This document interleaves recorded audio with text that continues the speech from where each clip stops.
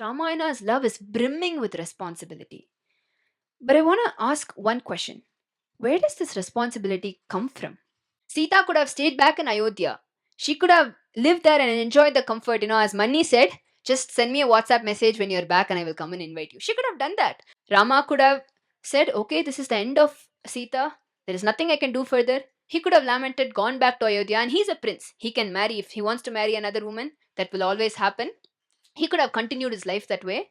But no, he did not take the option. He chose to go to great extents to get Sita back. So, what we learn here is that responsibility is a choice, it is something we have to consciously do. Holistic love is a mix of responsibility and romance, where both these aspects reinforce each other to create a long lasting relationship over time.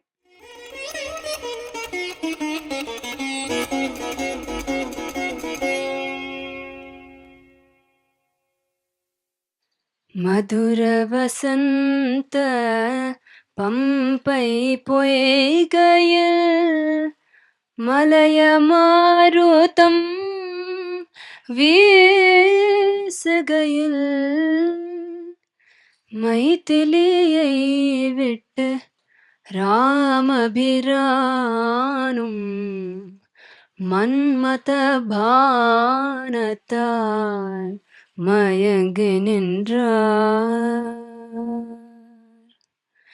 மயிலும் தோகையை திரையாய் விரித்து மையல் மிகு தன் காதலியை மென்மையாய் கொஞ்சி குலாவும் காட்சி மெல்லிய உள்ளத்தை உருக்குதப்பா. எதுவெதுவெல்லாம் இன்பமாய் திகழ்ந்ததோ சித்திர கூடத்தில் சீதையுடன் அதுவதுவெல்லாம் துன்பமாய் உள்ளதே சீதையற்றே பம்பை கரையினிலே. ஆடவருள்ளத்தை கலக்கும் வசந்தம் பெண்டிரிதயத்தை என் செய்யுமோ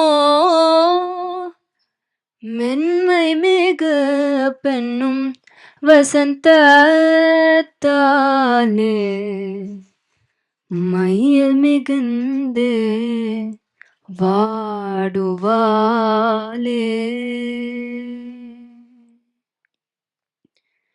A gentle springtime breeze blows by the bank of the Pampasaras. Rama is sitting by its banks, submerged in the thought of Sita, wilting away from her separation. He looks at the nature around him and soliloquies. Oh, Lakshmana, look at those peacocks. Look at the way the peacock dances to attract its peahen. Look at the way it cajoles and fondles its peahens. How happy they are. Oh, this beauty of nature that was so pleasing to my eyes back in Chitrakuta when Sita was next to me, enjoying it with me, is tormenting me now as I sit here separately, far, far away from her. Oh, the spring and its cruel beauty. If it should mar the heart of a valorous man like me, what would it do to my soft-hearted darling Sita? This melody, composed by our Guru Dr. Ranganji, beautifully captures Rama's love towards Sita. So, the last two sessions, we have been looking at Madhura Bhava or love between couples in Ramayana. In this session, we will continue this topic. So, this is the final session where we're looking at Madhura Bhava and Ramayana. There are two approaches in which we can take up this topic. So, the first approach is to look at Madhura Bhava and Ramayana as a connoisseur. So, we can look at instances where Rama and Sita or any other character in the Ramayana express, any other couple express love towards each other. We can listen to the story, the various incidences, beautiful incidences where they show that love, and we can enjoy it. So, that is one way of enjoying the Ramayana. That is the artistic approach. In fact, yesterday we took this kind of connoisseur approach in Jatayuji's speech. He made us all laugh. He made us all enjoy the literature. We were not thinking about it. We were feeling it. But the other approach is a student's approach. So when looking at love or Madhurya Bhava and Ramayana, we can ask ourselves, how is this relevant to me? Is there something that I can learn from this? And in this lecture, we are going to take up the second approach. There are two reasons for this. One is that this seems to be Anna's preferred approach. So when we are taught Ramayana and Vebolam, Anna often says, we do not look at Rama. Rama is a god, he's worshipable, there are all these traits. But our point of learning the Ramayana is not just to sit and say, aha. It is for us to look at him as an ideal human and learn, imbibe something in our own lives. So if we go in, we have to come out of a Ramayana lecture feeling a little more, at least trying to be a little more of a perfect human. So because Vebolam schools perspective of Ramayana is a student's perspective, I'll be taking up this approach.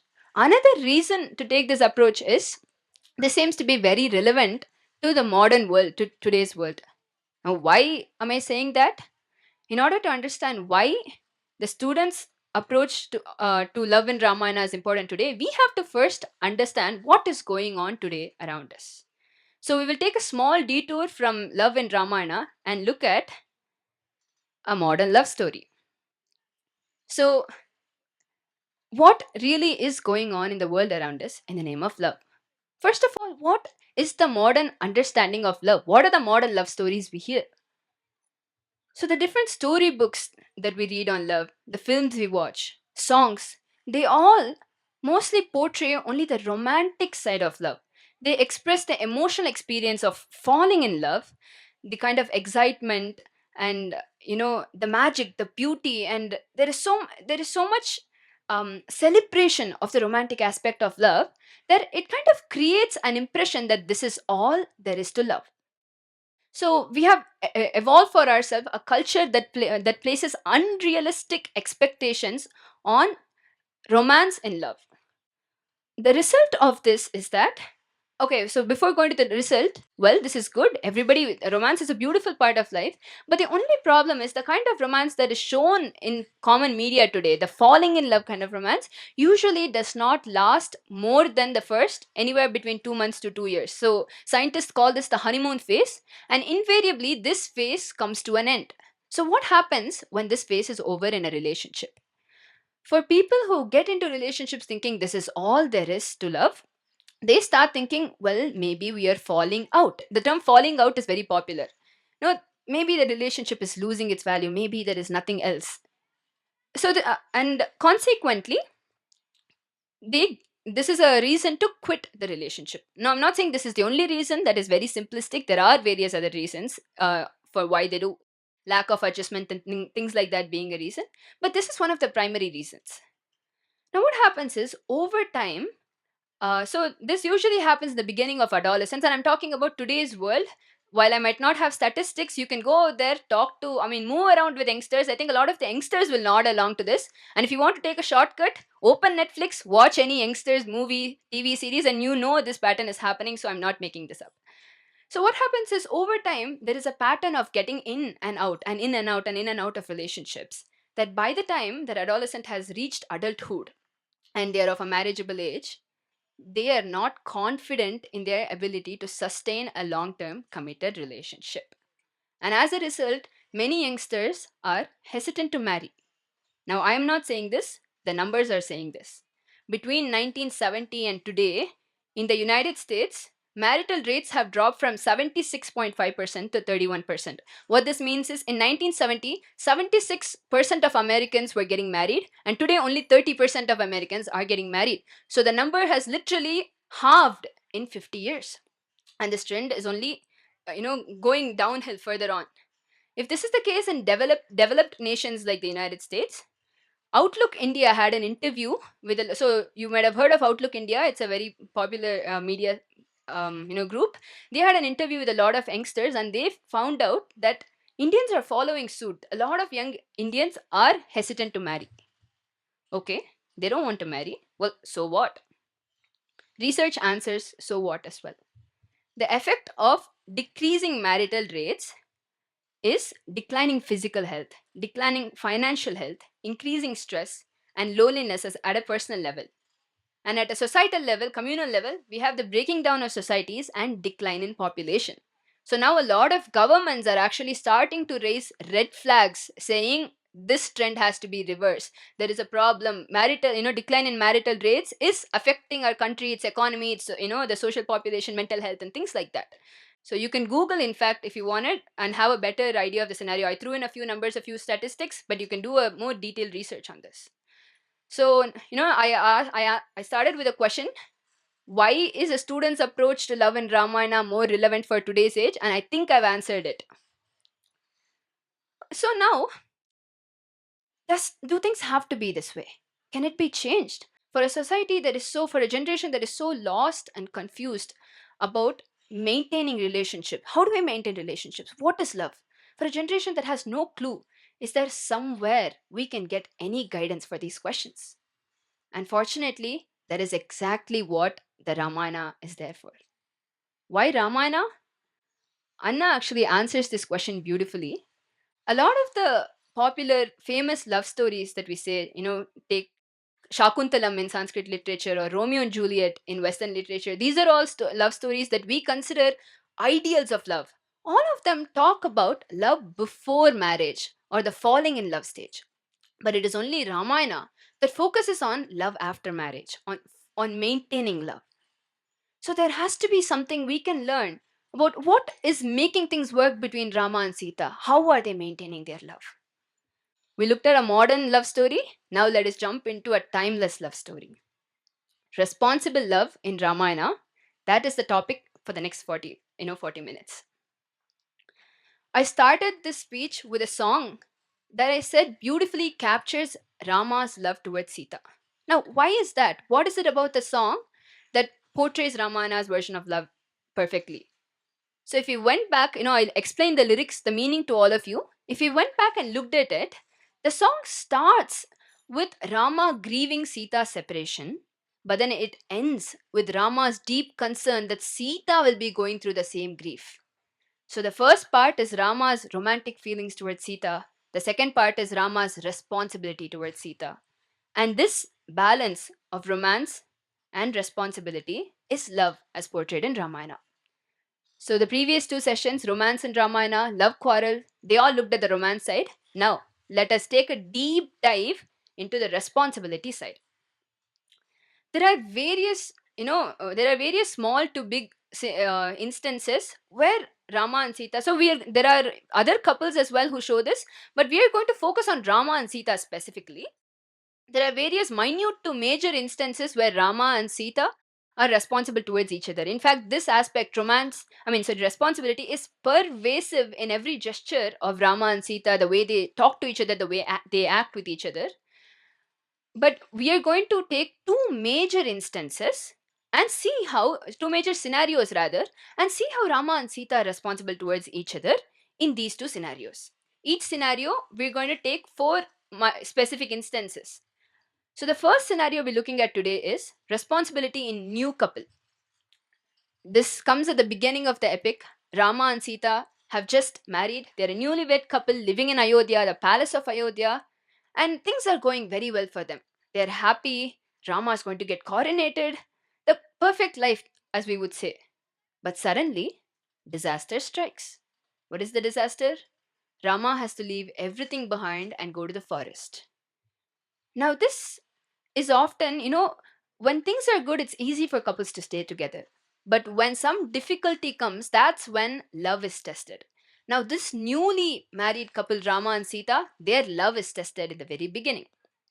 Let us look at how the two of them maneuver this situation.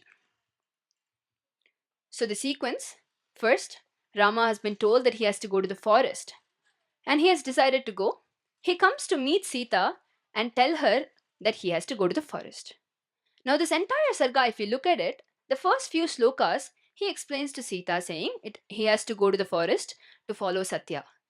But that is only the starting of the sarga.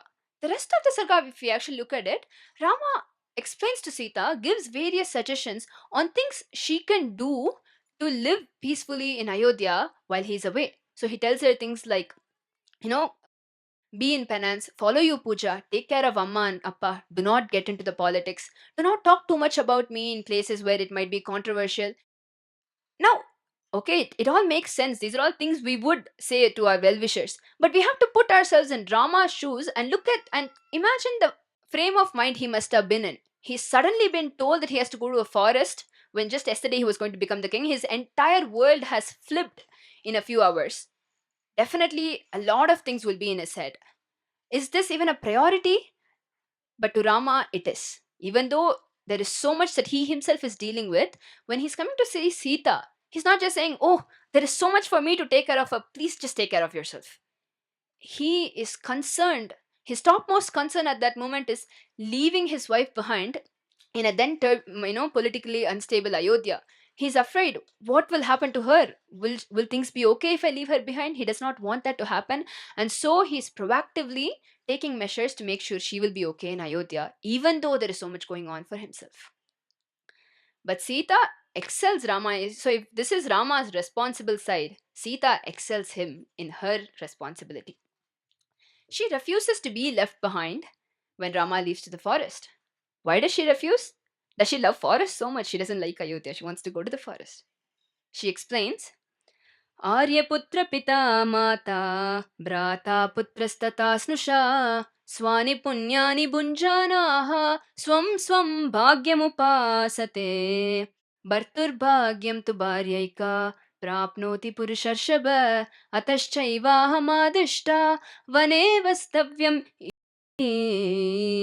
न पिता नात्मजो राम न माता न सखी जनः इह प्रेत्य च नारीणां patirekho gatis sada. Varyaputra, Rama, listen to me. For a woman, there are various relationships like mother, father, brother, son. And they're all important, but at the end of the day, they all have their own lives. They do actions for which they get certain consequences, and they go through those consequences, good or bad, alone. They have separate lives, we have separate lives. But it is only the husband who stays with the woman till the end of her life, walks with her, and shares her life. It is the husband is the only refuge for a woman in her life. And because of that, fortune or misfortune, whatever the husband is going through, the wife has to share it with him. Now, as a responsible wife, it is my duty to share your misfortune with you and to walk with you. How is she going to walk with him? Is she going to just walk with him? Sita explains this as well.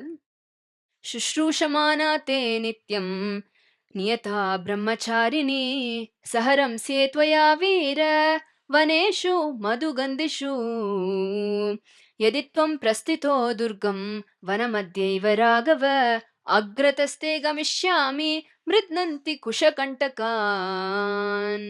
Rama, if you're leaving to the forest today, I will come with you, not with you. I will go ahead of you, as Varshiniaka said. And if there are any thorns in your path, I will walk over them and smoothen them so that it doesn't hurt you. I will not be a burden on you. I will not say, I want to go back to Ayodhya. I miss my friends, my family. Whatever disciplines we have to maintain in the forest, I will happily maintain all those disciplines. I will be in penance. Niyata brahmacharini. I will be in that penance and enjoy the forest and mountains with you. Rama, please take me to the forest. This is how Sita puts her responsibility as a wife ahead of her. As she herself explains, she's very determined that this is her responsibility and she's very happy about following her responsibility. There is no second thought. There is no place for second thought. She has decided she's going to come to the forest. But even though Sita has decided, now we looked at Rama's responsibility, Sita's responsibility. Going back to Rama, the third instance. Though Sita has decided that she will come to the forest with Rama, Rama is not agreeing.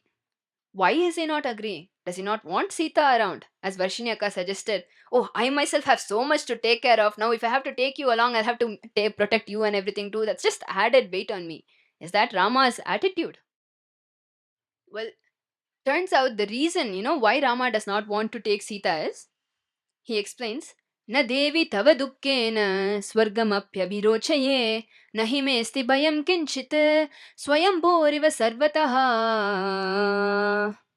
No, Sita, it's not that I want to leave you behind. I don't want to leave you behind. If you are not happy, I don't even want the heavens. I cannot even be happy in heaven without you. So, what else is the reason? Am I scared to take you? Absolutely not. There is no fear in me. But then the reason is Tava sarvam abhiprayam avijnaya shubhanane vasam narochayeranye shaktiman api rakshane. I am capable of protecting you, but I am not capable of seeing you suffer. Because of that reason, I wanted to make sure that this is exactly what you want. This is what will be good for you. And unless that is the case, I did not want to take you to the forest. I did not want to put you through the forest life. And this is brilliant. Sita talks about her duty as a wife, and it is true as a wife there are duties. But Rama does not take this duty for granted. Some people, they do take their wives for granted.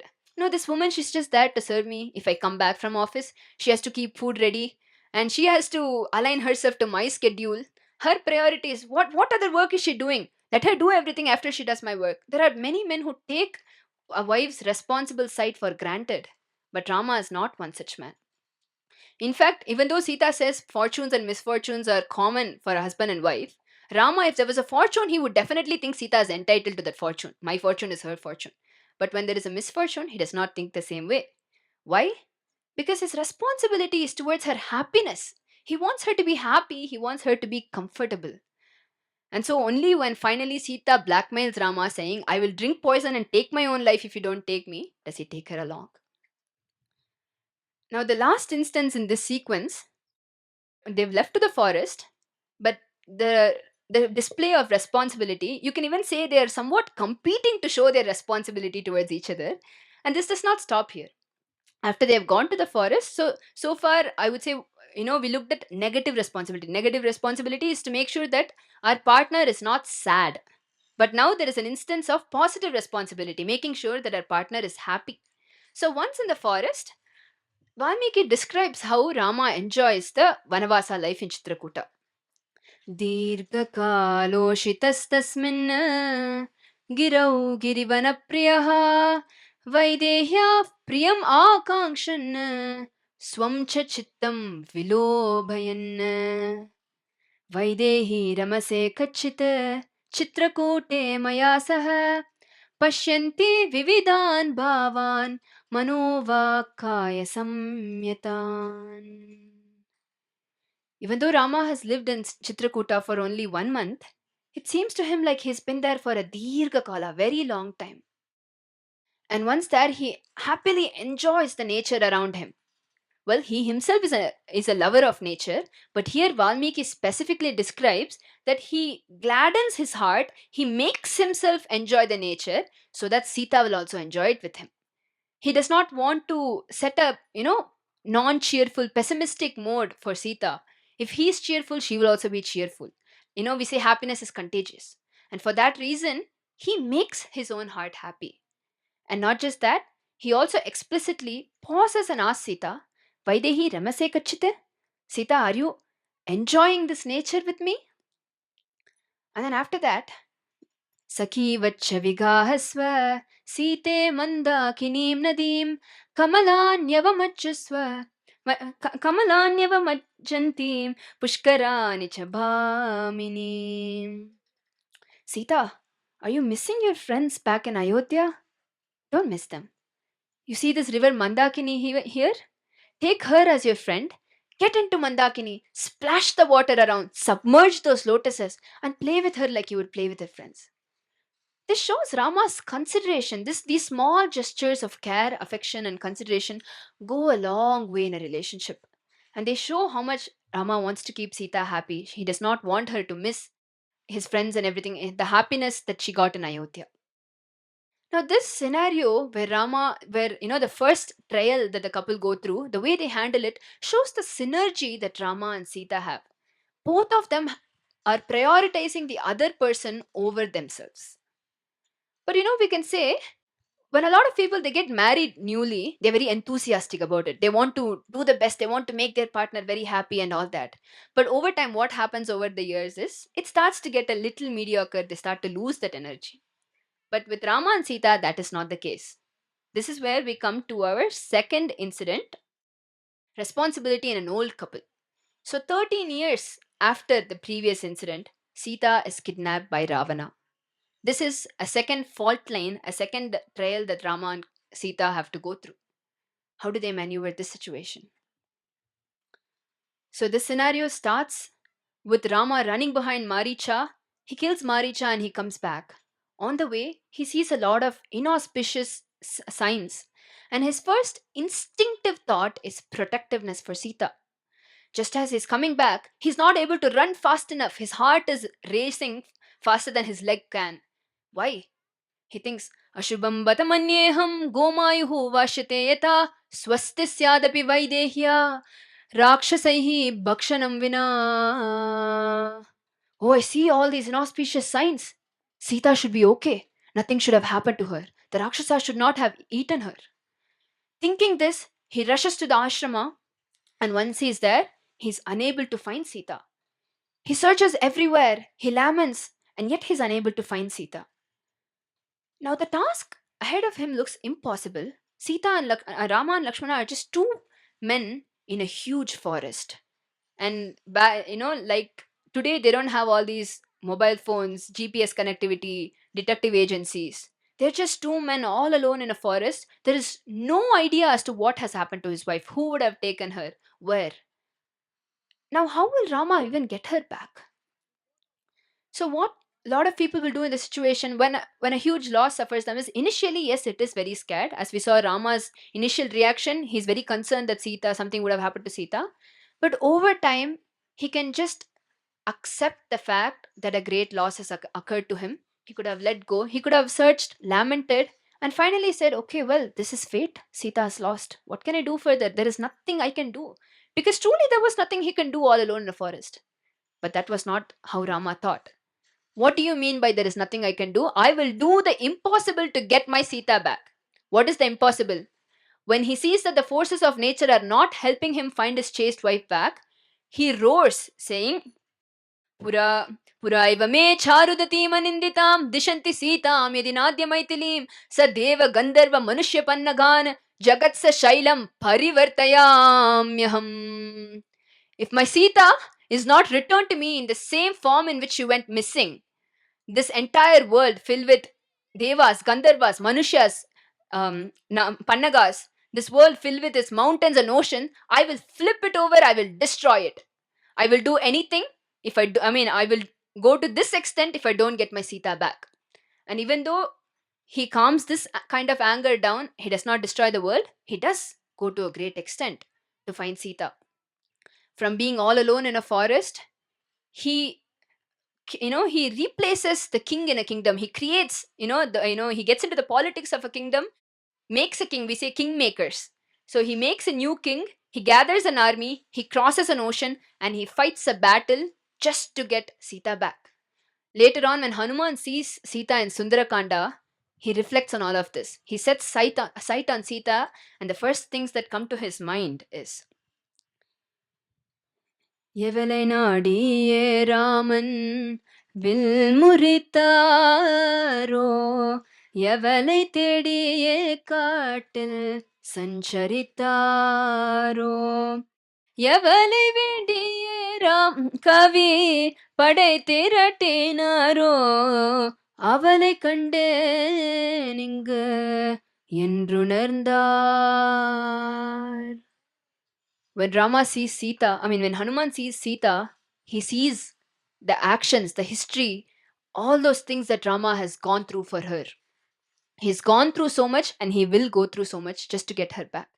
Which man will do this for his wife? Which husband will go to this extent to make sure that his wife is protected? We all know what Rama has done for Sita, but in this scenario, what has Sita done? How is Sita's responsibility exhibited? The next two instances, we will look at Sita's responsibility.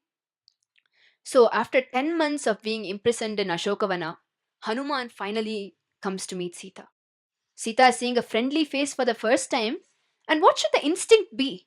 to immediately pour out one's miseries, right? For somebody who's been through so much, they will naturally start complaining, start pouring out their feelings, say, "Oh, I've been through so much. I'm so scared. You don't know what I've been through." But this is not Sita's first reaction. As soon as she meets Hanuman, her first questions are all about Rama's welfare. Is Rama not getting stressed? Is he okay? Is he taking the right measures to annihilate his enemies? Is he following the three strategies of Samadana and Veda? Are his friends auspicious? Are they helping him?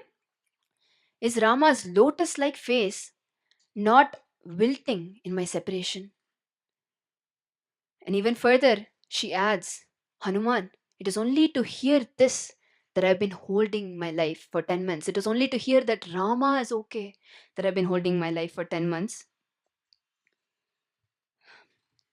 முத்தும் பவழமும் ரத்தினமும் இத்தகை சொல்லிற்கு ஈடாகுமோ வித்தகனே இச்செய்திய கேட்க எத்தனை நாளாய் காத்திருந்தேன் எத்தனை நாளாய் காத்திருந்தேன் ராமதூதனே நீரென்றால் பரந்தாமனின் உருவத்தை எனக்கிங்கே இத்தருணத்தில் உள்ளத்து நோயை வருணித்து நீக்கவே முயன்றிடுவீர் வருணித்து நீக்கவே முயன்றிடுவீர் கோடைக்கால கதிரவனின் கதிர்களால் தாமரை வாடுவது போல் கதிரவன் குலத்தோன் திருமுக மண்டலம் வாடுமோ என் பெருவாற்றாமையால் வாடுமோ என் பெருவாற்றாமையால். Hanuman, how is Rama? Is he missing me? Is he grieving? Is he suffering in my separation? She wants to know, she wants to make sure that Rama is okay. On one side, she wants Rama to feel for her, miss her. But on the other side, she wants to make sure that Rama is not suffering. Now, what even is this kind of love? Is this kind of responsibility?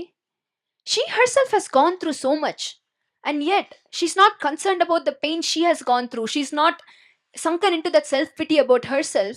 But what is in her heart is, how is Rama? What is Rama going through? If we saw in that song that Rama is thinking, how is Sita suffering without me? Is she suffering? What is the spring doing to her? Here, sitting in Ashokavanar, Sita is thinking, how is he away from me? Is he okay? This is the kind of love that Rama and Sita share. Every time there is a trial, they prioritize the other person and they say, I got your back. This is what we learn from the Ramayana. So these are two and if this is mesmerizing, let me tell you something that is even more impossible to believe. Finally, when Hanuman offers to Sita, saying, Amma, I will take you to Rama right away and put an end to your misery, Sita refuses the offer. Why? Why will she refuse the offer? The reason Sita says is, unless Rama himself comes here, defeats Ravana and takes me away, it will tarnish his glory, and that should not happen. Ragavasya yasho hiyat. Rama's glory should not be diminished. And just to make sure that Rama's glory is not diminished, she is willing to go through an enormous amount of pain. It is no normal torture. For 10 months, Ravana walks in on her whenever he wants. He will talk to her in ways she should not be talked to. And when he is not around, he has appointed Rakshasis to scold her all the time, to pester her to marry Ravana, to pour iron in her ears, figuratively. And now Ravana has also blackmailed her, saying, if you do not marry me in 1 month, I will eat you up for breakfast.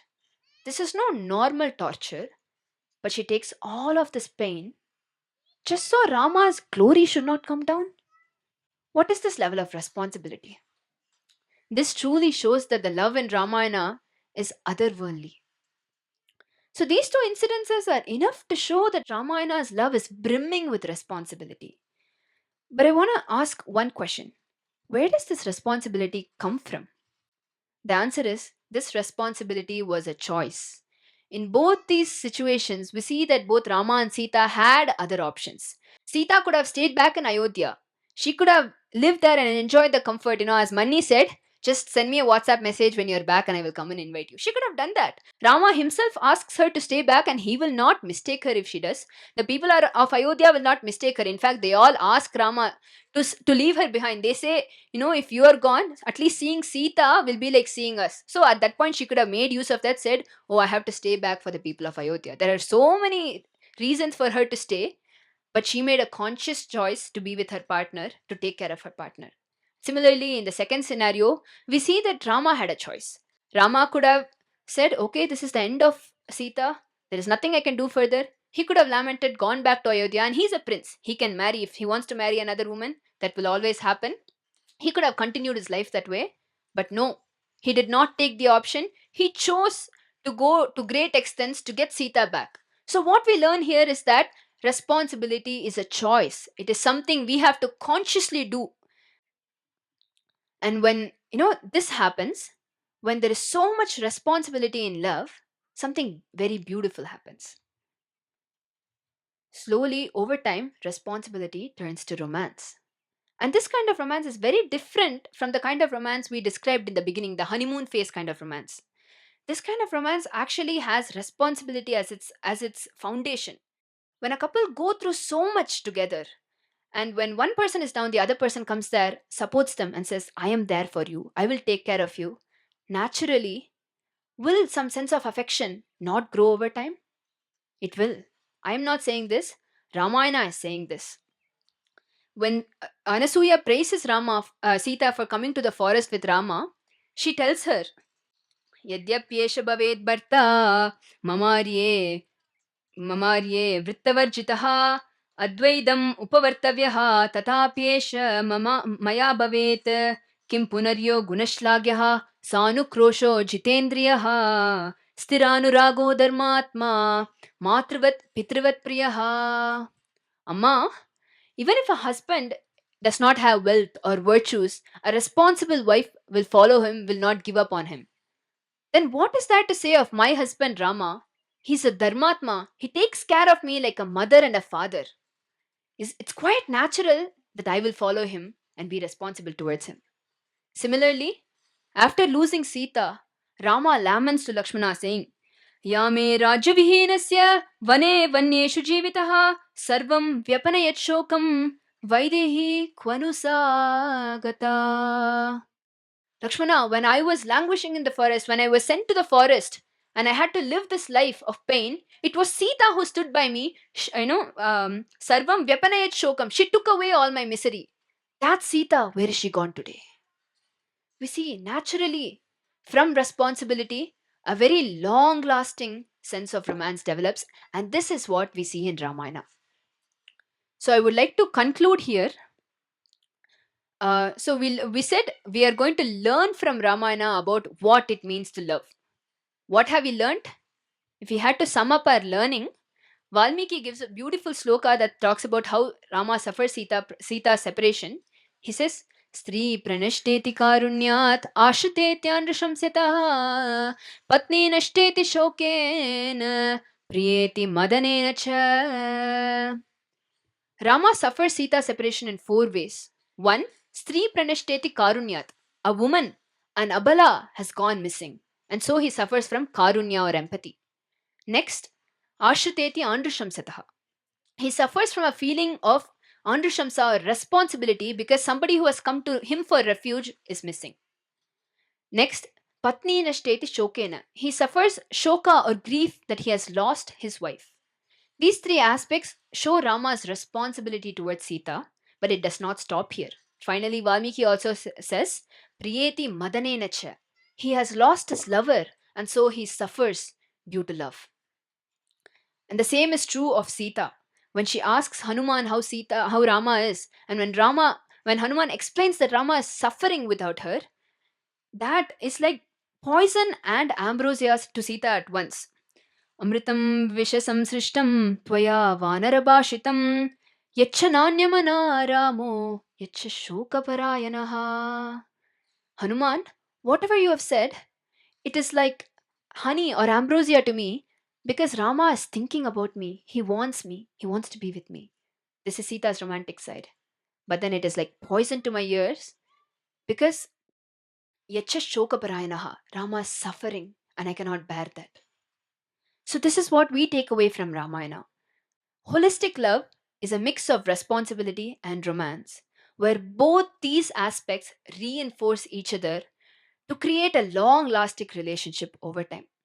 In fact, Sundaramanji asked, for the next generation, how do we solve the problem? What do we take from Ramayana to say what we should do? And my perspective is there are two things. One is to understand that love is not just about romance. Second, to understand that responsibility is very important and that responsibility is a conscious choice. We have to, at least initially, we have to invest in it, do play our part and be responsible from our side. Sitaram, you finally clarified there should be a equilibrium in love and responsibility. And we definitely saw various sequences where actually Rama, when he loses Sita, he laments. Hmm. Actually, in fact, I think that he laments more on the loss of Sita than the loss of his father. Hmm. So, so I understand that actually he survives the loss of Sita just to ensure that he fulfills the responsibility to pick up to get back Sita. So you know that he has a equilibrium because having equal love and equal responsibility. So in the same sequence, I had this doubt. So uh, the love that Rama had towards Sita, it could be even more in terms of magnitude that Dasharatha had love for Rama. Hmm. So when Rama loses Sita and he survives, Dasharatha could not survive and he loses. So does that mean he failed in his responsibility He to as in save the king Dasharath. as a king? Because Rama is just a prince Hmm. and has a husband, he fulfills the responsibility. Dasharatha has some much bigger responsibility in terms of savior of the kingdom. Hmm. So does that mean Dasharatha failed in the responsibility? It's just my doubt. Maybe I'm wrong. So any answer I give will also be subjective. I don't know if I am right or wrong myself. But the way I think about this is, well, we can sit here and say Dasharatha has failed in his responsibility, but we also have to kind of look at how hard it was for him, and not everybody is the same. It is not that Sita loves. At least the fact that Rama is staying alive to get Sita back, but Dasharatha did not do the same. I don't think that shows that Rama loves Sita more than Dasharatha loved him, because I think there are personality factors here as well. Rama is a man who as a person, he has equilibrium. He's balanced. He can, even in an emotional state, he can get himself out and act. And this is a very rare quality which we see that even Dasharatha has not had. So it's the emotion pulled him down. It is not that he wanted to let go of his responsibility. It was just a human weakness, is what I think. So here, when you were talking about the initial first stage, you talked about how Rama's responsibility was to make sure that Sita doesn't suffer in the forest, Hmm. and Sita's responsibility is to come to the forest. So this is a personal question that has bothered me a few times before. What if Sita was in fact actually a burden to Rama? So we can see, especially in Ramayana's storyline, we see that after Sita is lost, you yourself said it that he did the impossible. So, for a man like Rama, who is a kingmaker, who's got all these abilities, I mean, he makes his own way to go and get Sita. But what about someone who's not as capable? In that place, can't we see that Sita would actually end up being a burden for Rama if he wasn't capable? So, how do you draw the line between stubbornness and support in the responsibility factor? I think this is a beautiful question. It's a very tricky question. Yeah, I think what I personally feel is ultimately responsibility is not just coming along, but doing what is best for the other person. And I would actually look to I can think of an example in Mahabharata for this. It's not between couples, but when the Pandavas go on an exile the first time, they take Kunti with them. But the second time she's getting old, it'll be hard for them to take care, and they do leave her behind. So you can say that are the Pandavas responsible for their mother? It's just them. So this is responsibility in a different dimension, but it is just them for her. Yet first time they realize she'll be better off with them, second time they realize she'll be better off without being away from them or in a city. So I think ultimately responsibility is about what is good for the person. If there is no this is equal to responsibility.